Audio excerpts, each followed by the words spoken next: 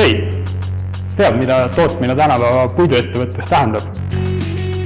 Tegu ei ole enam pelgalt saega laudade lõikamine või siis mööbli valmistamine. Tänapäeva puidutöölise töövaldkond on tunduvalt laiem.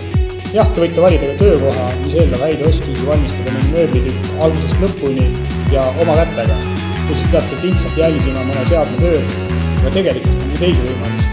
Olgu nendeks siis uute toodete väljamõtlemine, mille hulka kuulub kindlasti ka joonestamine ja disaini pool, või siis toodete viimistlemine. Detailide värvimine ei ole enam pikemat aega lihtne panem pintsliga värvi peale viis, vaid siin on suuresti abiks arenenud tehnoloogia. Kombineerige erinevaid viimistlusviise või kasutage selleks sootuks roboti abi. Või kui teie sihid on sootuks suurem, tahate teenida kõva pappi ja öelda teistele, mida ja mis ajaks tegema peab. Teistega on alati tarvis, aga sellega kaasneb muidugi ka veidi vastutus nii ettevõtte kui kaastöölistöös. Viimased ei pruugi alati aru saada, miks juht seesugused käske jagab ja kõiksuguste reeglite täitmist nõuab. Aga võtame asja positiivsest küljest.